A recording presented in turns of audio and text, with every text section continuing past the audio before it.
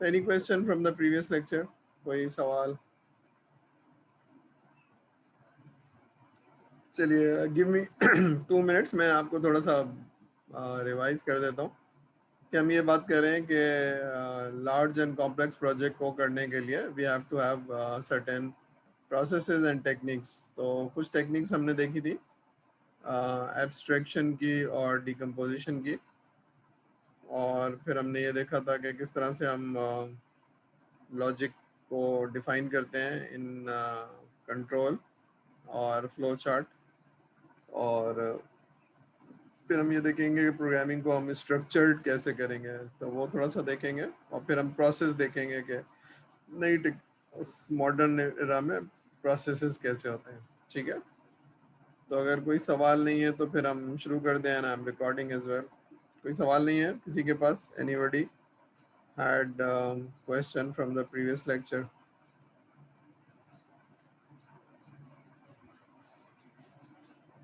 अच्छा, एक गुजारिश ये है कि आप लोगों के पास आई डोंट नो बुक है कि नहीं है। एक बच्ची ने मुझसे मांगा था तो मैंने उसको भेज दिया था और कहा था कि बाकी लोगों से शेयर कर लें, क्योंकि उसका साइज बड़ा है और वो एलएमएस में अपलोड नहीं हो रही है।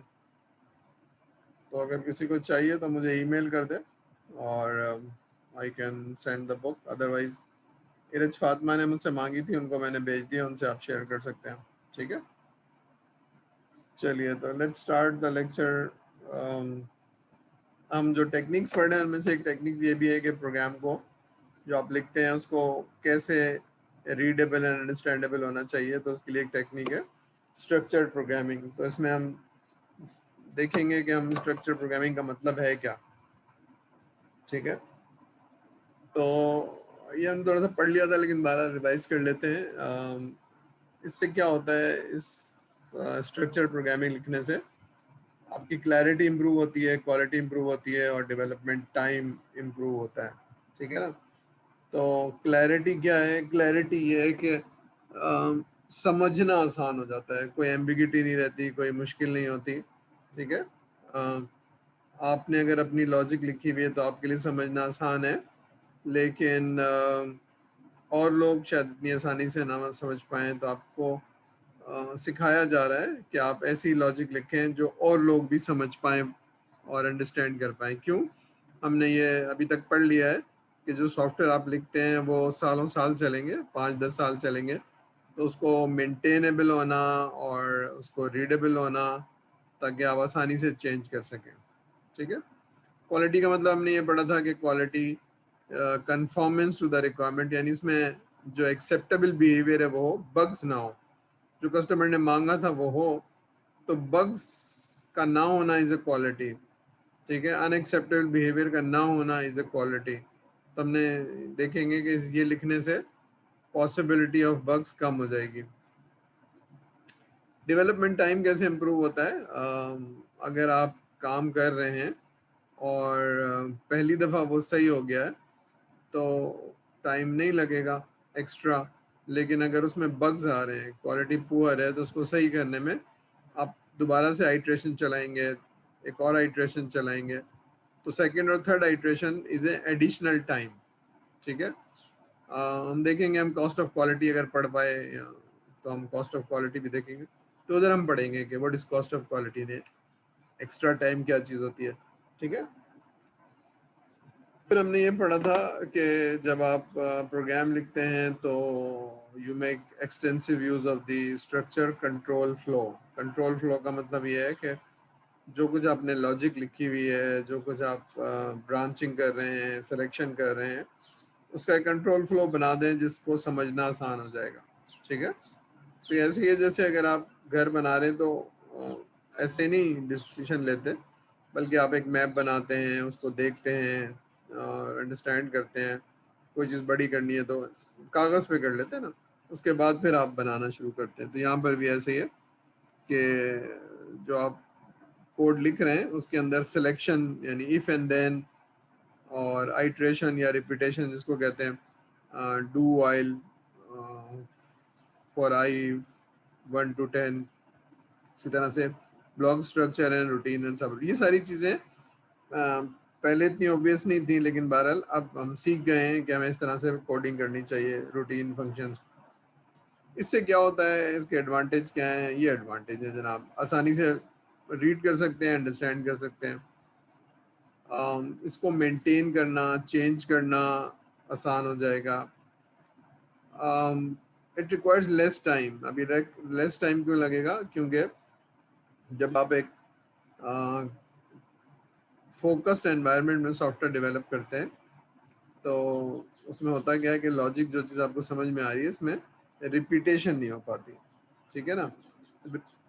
और जब रिपीटेशन नहीं है, बग्स नहीं है, तो that's what it has less bugs, ठीक है।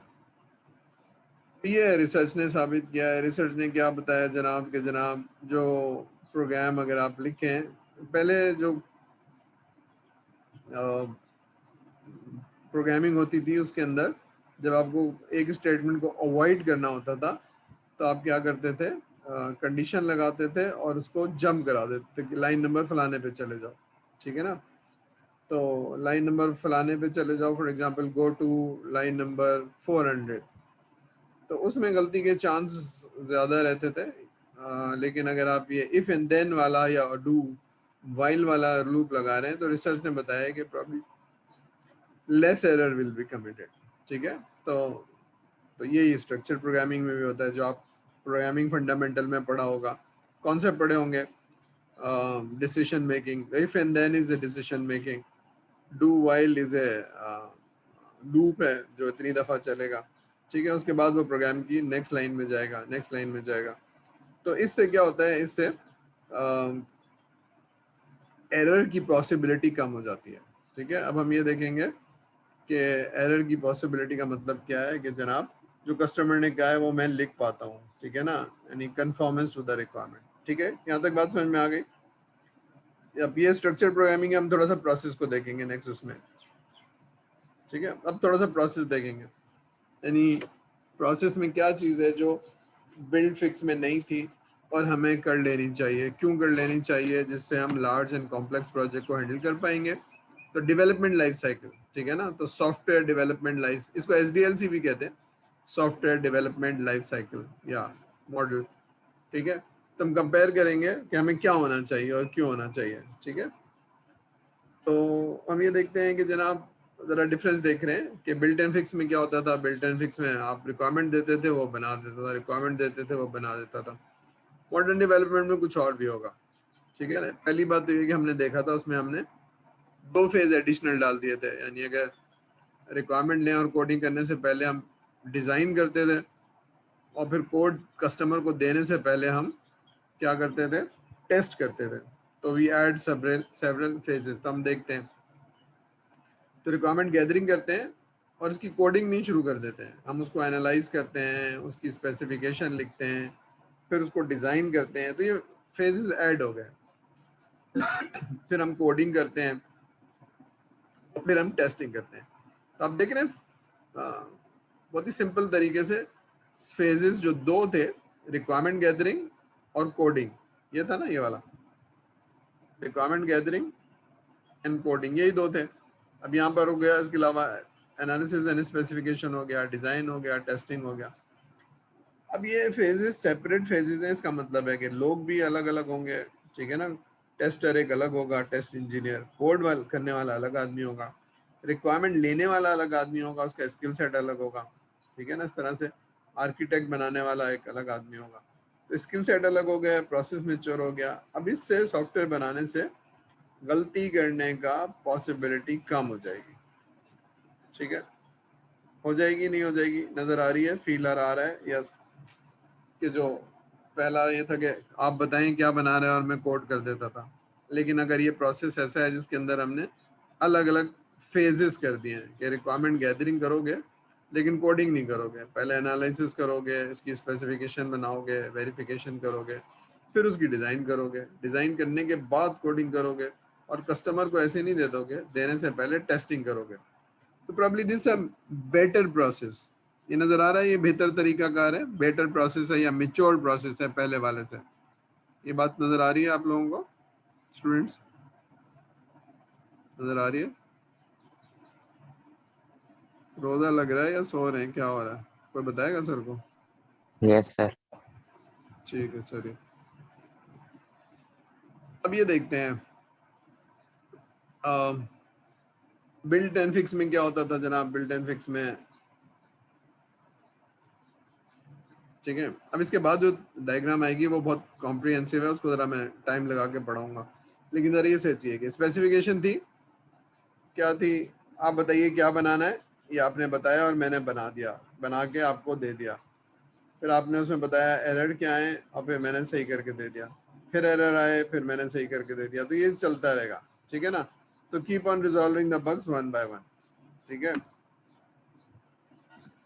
जबकि मॉडर्न प्रैक्टिसेस में क्या करता है कि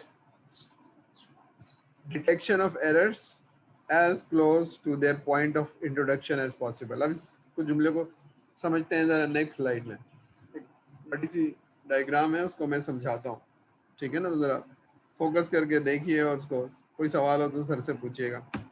अब ये एक डायग्राम है, जरा इसको देखते हैं। ये वही है, ये ऊपर लिखा हुआ है modern practices emphasise has shifted from error correction to error prevention, ठीक है। तो पहले इनका जुमलों का मतलब समझते हैं, फिर इस डायग्राम को समझते हैं, ठीक है ना। तो आई विल एक्सप्लेन करेक्शन क्या चीज होती है, प्रिवेंशन क्या चीज होती है। करेक्शन ये है कि अगर कोई चीज गलत हो गई तो मुझे सही करनी ही करनी है, ठीक है ना। कोई कोई मिस्टेक हो गई, कोई एरर हो गई, तो that is called correction. Prevention क्या है कि भाई गलती क्यों हो रही है, ठीक है, उसका रूट कॉज करो और उसको प्रिवेंट करो। मसलन मसलन एक इनएक्सपीरियंस प्रोग्रामर है, इनएक्सपीरियंस प्रोग्रामर है, तो जब भी सॉफ्टवेयर लिखेगा उसमें एरर आएगा, और अब एरर आएगा तो क्यूए उसको पास नहीं करेगा या टेस्ट इंजीनियर पास नहीं करेगा और उसको दोबारा से सही कराएगा, फिर सही नहीं हुआ तो फिर सही करवाएगा, लेकिन जब तक सही नहीं होगा वो आगे नहीं जाने देगा, और दैट इज कॉल्ड एरर। तो एरर का रूट कॉज क्या है कि वो जो प्रोग्रामर है वो इनएक्सपीरियंस है। तो प्रिवेंशन क्या होगी, कोई बताएगा? What will be the prevention? कोई सोच के बताएगा प्रिवेंशन क्या होगी भाई? सारे लोग सुन रहे हैं मेरी बात? सामने नहीं है तो मुझे पता नहीं चल रहा है। एरर करेक्शन समझ में आई कि एरर करेक्शन सर ने क्या बताया?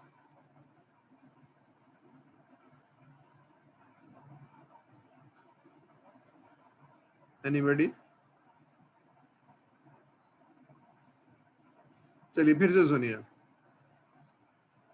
देखिए, एक प्रोग्राम, मेरे पास समझिए 5 प्रोग्रामर्स हैं, ठीक है, और प्रोग्राम लिखते हैं। 4 प्रोग्रामर जो लिखते हैं उनमें बहुत कम गलतियां होती हैं, और एक साहब जो प्रोग्राम लिखते हैं उनकी गलतियां बहुत ज्यादा होती हैं, ठीक है।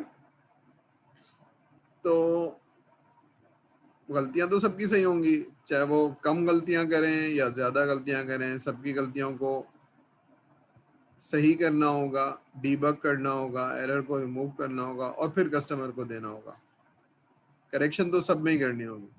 लेकिन एक साहब जिनकी गलतियां बहुत ज्यादा हैं, तो पता चला वो एक्सपीरियंस नहीं है और उनकी लॉजिक पुअर है, तब क्या करूं उन साहब का? How would I prevent lots of, कोई बताएगा क्या करूं? हाउ कैन आई, सोच के बताएगा?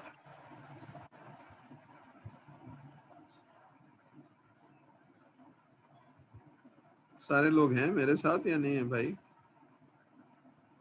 देखिए, प्रिवेंट का मतलब ये है कि मैं उस आदमी को या तो रिप्लेस कर दूं एक अच्छे प्रोग्रामर से, या फिर उस आदमी को एक्सपीरियंस कराऊं, उसकी लॉजिक इंप्रूव कराऊं। तो रूट कॉज क्या है? क्योंकि उसके पास बैकग्राउंड नहीं है, एक्सपीरियंस नहीं है। तो प्रिवेंशन का मतलब है कि आप रूट कॉज करें और चीज़ों को रोकें, ट्रेनिंग कराएं, उसकी प्रैक्टिस कराएं, ठीक है ना। तो एरर को ना होने दें। इसको एग्जाम्पल से समझिए। मैं गाड़ी लेके निकला और टायर रास्ते में पंचर हो गया, तो क्या करना होगा? गाड़ी तो नहीं जाएगी आगे, तो टायर चेंज करना होगा, सही करना होगा, करेक्ट करना होगा, वो टायर करेक्ट करना होगा, ठीक है ना।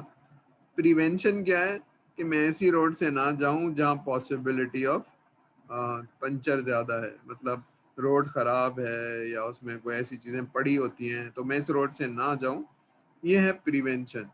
और घर से निकलने से पहले टायर की हालत को चेक कर लूं, हवा को चेक कर लूं, दैट इज कॉल्ड प्रिवेंशन। तो कौन सी चीज बेहतर है, करेक्शन ज्यादा बेहतर है या प्रिवेंशन ज्यादा बेहतर है? क्लास मेरे साथ है या नहीं है? कोई सोच के बताएगा कौन सी चीज बेहतर है?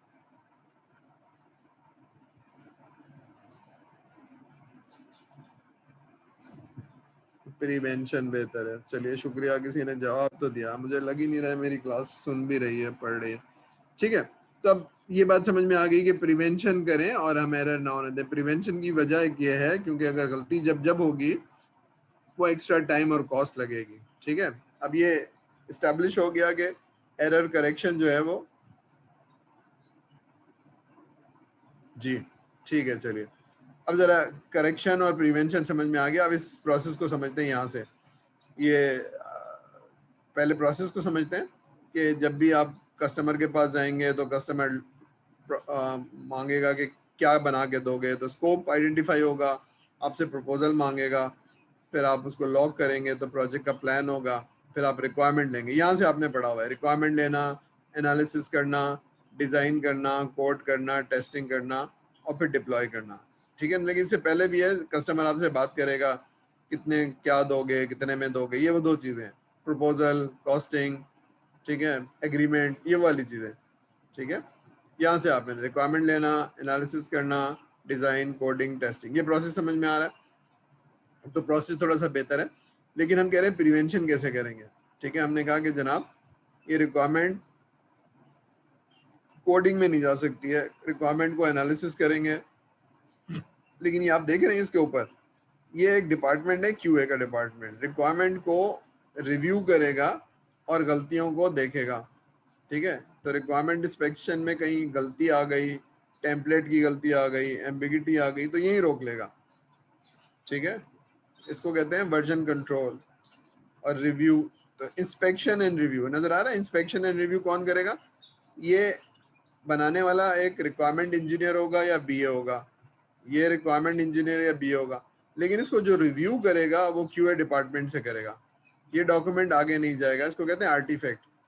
ठीक है ना, ये डॉक्यूमेंट आगे नहीं जाएगा जब तक क्यूए रिव्यू नहीं कर लेगा।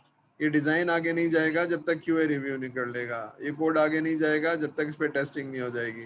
ये कस्टमर को नहीं दिया जाएगा जब तक टेस्ट इंजीनियर इसको फाइनलाइज नहीं कर लेगा, एसक्यूए का सर्टिफिकेट नहीं दे देगा। तो आप ये देख रहे हैं inspection and review at each phase. तो ये बाकायदा टीम है, एससीपीजी कहलाती है, एसक्यूए कहलाती है, टेस्ट इंजीनियर्स यहाँ पर होंगे खाली। तो आपके ख्याल में पहले वाला प्रोसेस जिसमें दो थे, हमें बताओ और हम कोड कर देंगे, यहाँ तो आप देख रहे हैं एक स्टेप, दूसरा स्टेप, तीसरा, चौथा, पांचवा, छठा। ठीक है, तो देयर आर मेनी स्टेप्स और दरमियान में रिव्यू हो रहा है। ये आगे नहीं जाने देते हैं, बल्कि कहते हैं रिक्वायरमेंट दिखाओ, रिक्वायरमेंट दिखाओ। एक एग्रीड टेम्पलेट है, IEEE का एक फॉर्मेट है, उसमें आपने रिक्वायरमेंट लेनी है। ठीक है ना, अगर वो नहीं है तो आगे नहीं जाने देगा। तो इससे क्या है, इससे प्रिवेंशन हो रही है ना, गलती नहीं हो सकती है। पॉसिबिलिटी गलती हो गई तो यही रोक देगा, आगे नहीं जाएगा, कोडिंग तक नहीं जाएगा, यही रोक देगा। तो आपके ख्याल में ये प्रोसेस मिच्योर है, बेहतर है, या बिल्ट एंड फिक्स वाला ज्यादा बेहतर था? कोई सोच के बताएगा जी, कौन सा प्रोसेस बेहतर है भाई?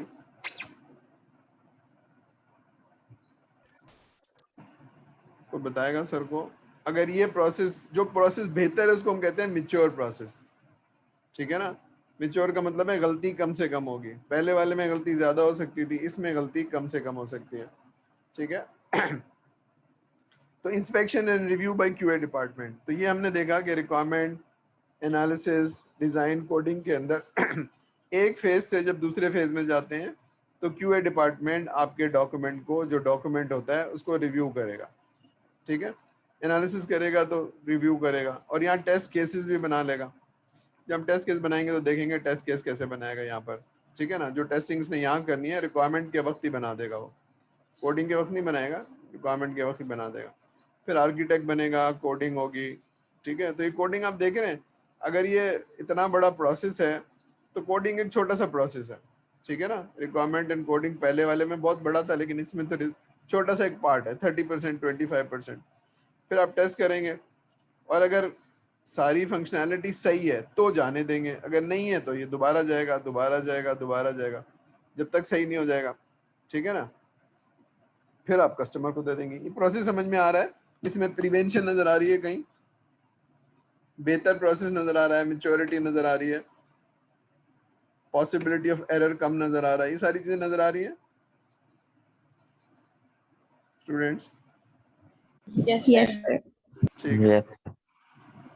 तो अब क्या है कि हम सॉफ्टवेयर इंजीनियरिंग क्यों पढ़ रहे हैं? सॉफ्टवेयर इंजीनियरिंग पढ़ रहे हैं क्योंकि हम उस वाले दौर में शामिल हो गए जहाँ लार्ज एंड कॉम्प्लेक्स एप्लीकेशन बनानी है और हम गलती नहीं कर सकते हैं। तो जिन लोगों ने गलतियां की हैं उनको हमने पढ़ा और एक इंजीनियरिंग में कन्वर्ट कर दिया कि सॉफ्टवेयर इस तरीके से बनाना है, ठीक है।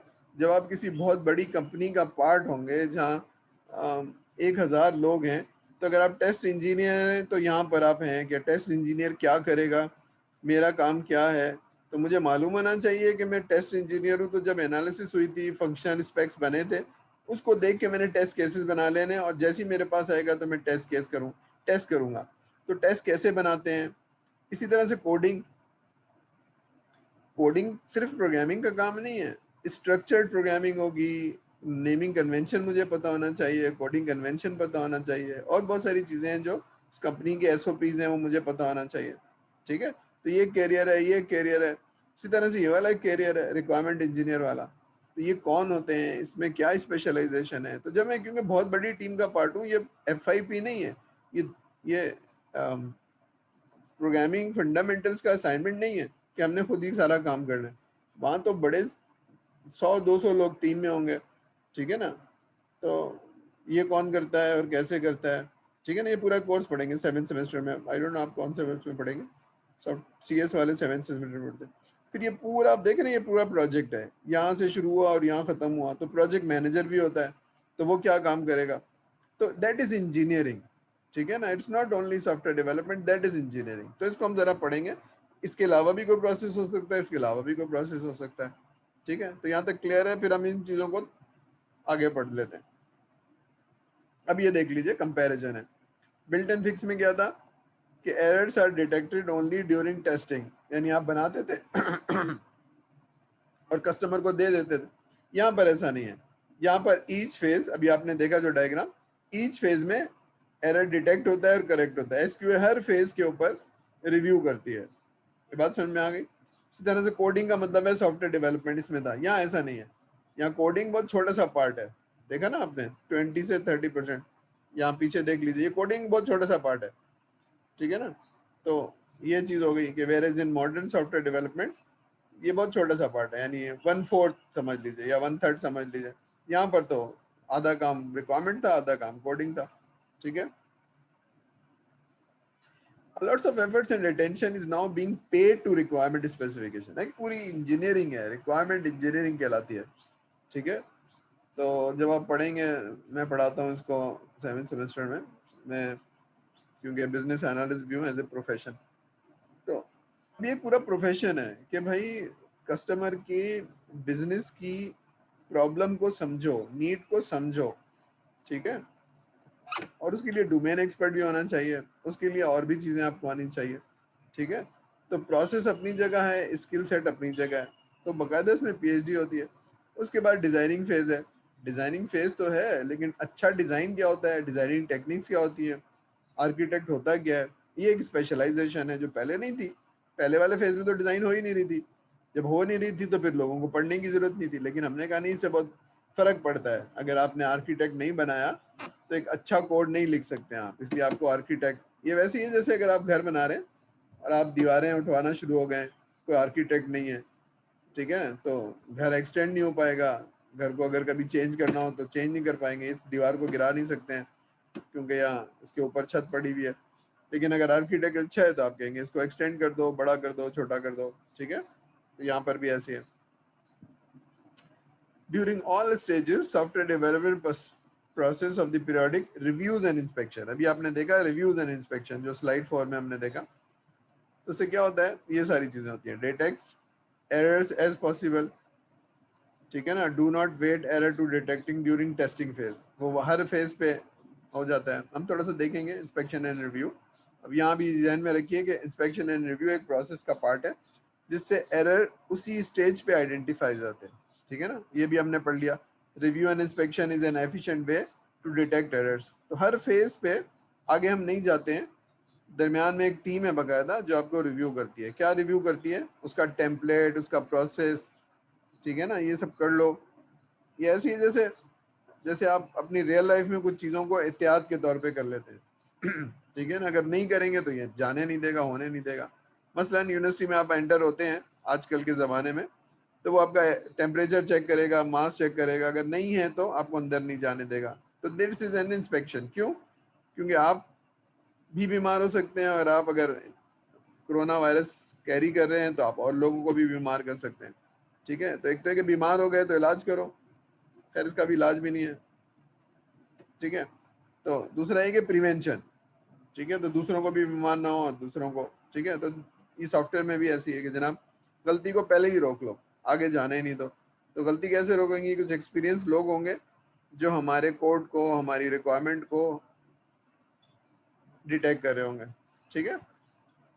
चलिए, क्लियर है? तो मैं आगे जाऊं, बात समझ में आ रही है हमारे स्टूडेंट्स को? आ रही है भाई? Yes, sir. ठीक है, चलिए, थैंक यू। मैं पूछता इसलिए हूँ कि मेरा आप मेरे सामने नहीं है तो मुझे थोड़ा सा ही होता है कि बच्चे समझ भी पा रहे हैं कि नहीं समझ पा रहे हैं। सामने होते हैं तो आपकी बॉडी बता रही होती है कि आप समझ। चलिए, अब टेस्टिंग टेक्निक्स, तो उसमें तो टेस्टिंग टेक्निक थी नहीं, उसमें एक प्रोग्रामर था जो बना रहा था और खुद ही टेस्ट करता था। यहाँ ऐसा नहीं है, यहाँ एक सेपरेट टीम है और सेपरेट टेस्टिंग टेक्निक्स होती हैं, ठीक है ना। टेस्ट केस कैसे बनाया जाता है, तो टेस्ट केस जो हम पढ़ेंगे तो ज़रा देखेंगे। थोड़ा सा टेस्ट केस बनाने के लिए हम रिक्वायरमेंट देखते हैं, उसकी पॉसिबिलिटीज़ को देखते हैं, उसके सिनेरियोज को देखते हैं, और टेस्ट केस में कुछ चीज़ें होती हैं, स्टेप्स होते हैं, डेटा होता है, वैलिड डेटा, इनवैलिड डेटा, अभी सारी टेक्निक्स हैं, ठीक है।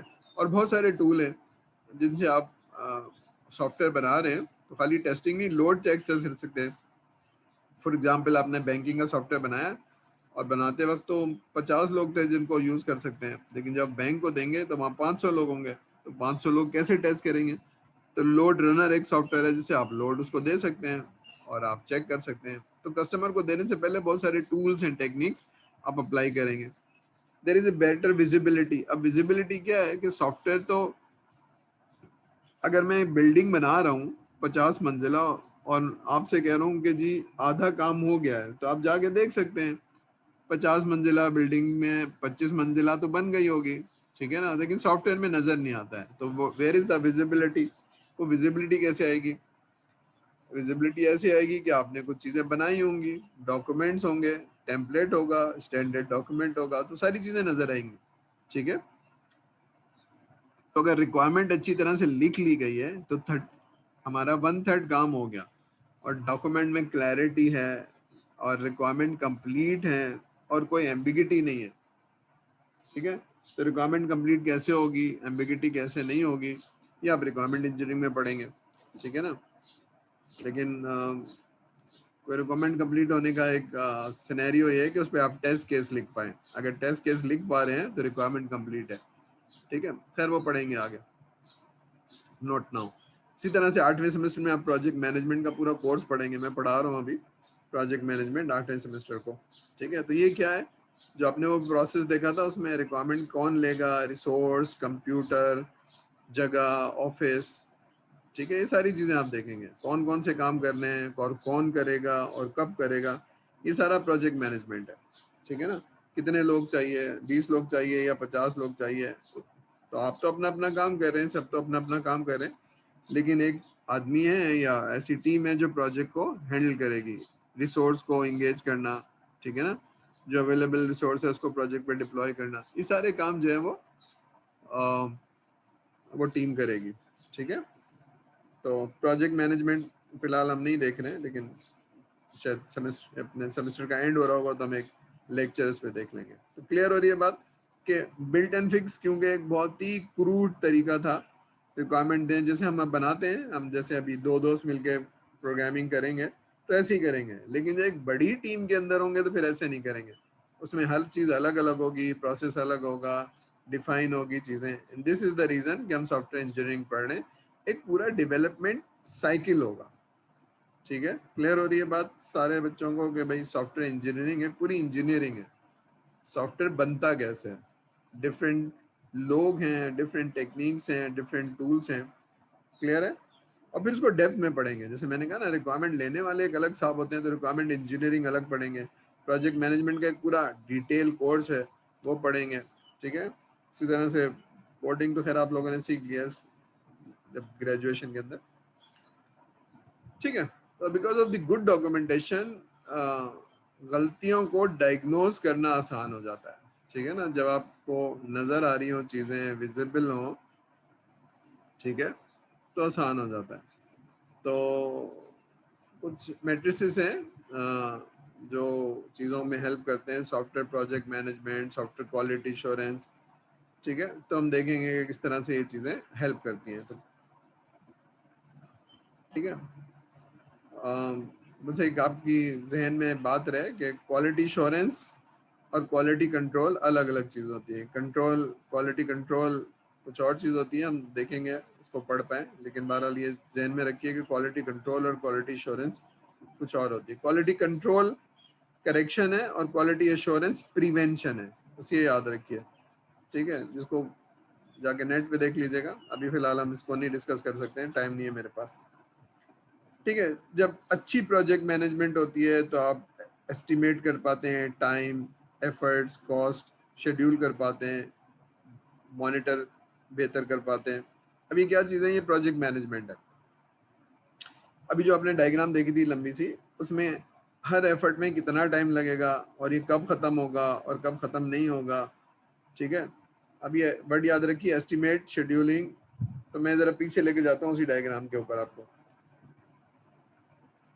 अब इस डायग्राम पे देखिए, अब मुझे एक प्लान बनाना है कि ये जो काम मुझे दिया गया है, ये जो काम दिया गया है मुझे, ये 6 महीने में खत्म होगा या 10 महीने में खत्म होगा। तो मैं देखूंगा रिक्वायरमेंट में क्या क्या चीजें हैं, कितना टाइम लगेगा, ठीक है।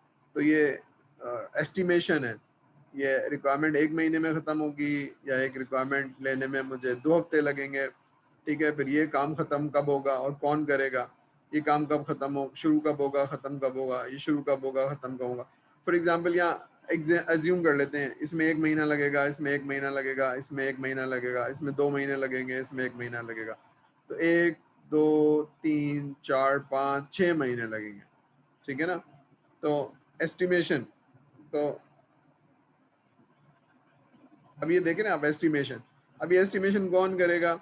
ऐसा आदमी जो एक्सपीरियंस होगा, उस तरह के प्रोजेक्ट पे काम कर चुका होगा।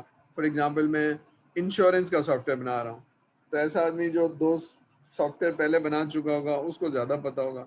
या मैं कोई सप्लाई चेन का सॉफ्टवेयर बना रहा हूँ, या मैं कोई फार्मास्यूटिकल के लिए बना रहा हूँ, तो टाइम एस्टिमेट करना, ठीक है। फिर उसमें रिसोर्स एलोकेट करना, शेड्यूल करना, ये पूरा प्रोजेक्ट मैनेजमेंट है। सॉरी सॉरी सॉरी सॉरी,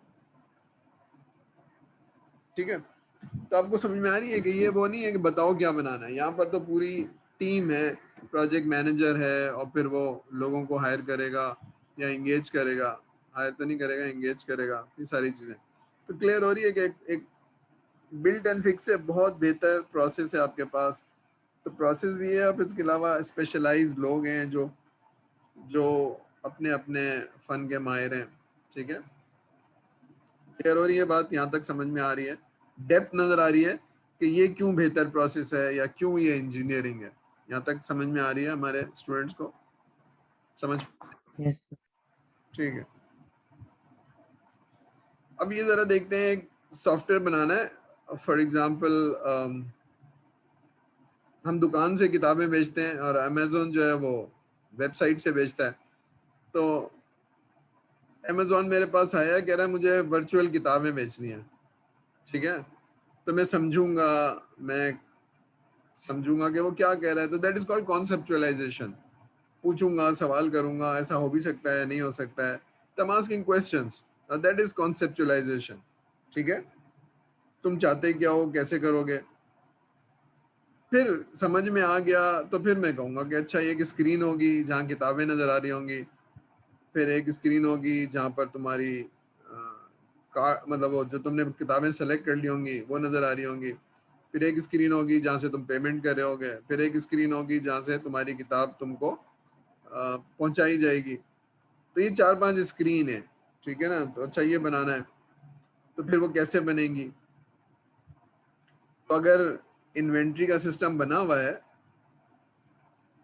तो मैं कुछ और करूँगा। अब ये देखना है कि उसकी रिक्वायरमेंट कैसे होगी और उसको कोड कैसे करूँगा, ठीक है ना। कोड करने के बाद फिर मैं उसको टेस्ट करूँगा और फिर मैं उसको दे दूँगा, ठीक है ना। तो पहले मैं समझूँगा। अब ये डिपेंड करता है, छोटा सा प्रोजेक्ट है तो मैं जल्दी समझ जाऊँगा, छोटा सा प्रोजेक्ट नहीं है तो एक से ज़्यादा मीटिंग होगी, ठीक है। फिर मैं उसको, अगर उसमें कोई चेंजेस हैं स्क्रीन में जो भी है, और जब तक ये रिटायर नहीं हो जाता ये मेरे पास रहेगा।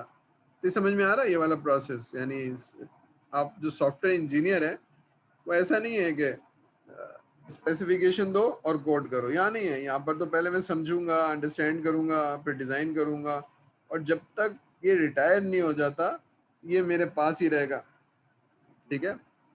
तो क्यों ऐसा है? इसलिए ऐसा है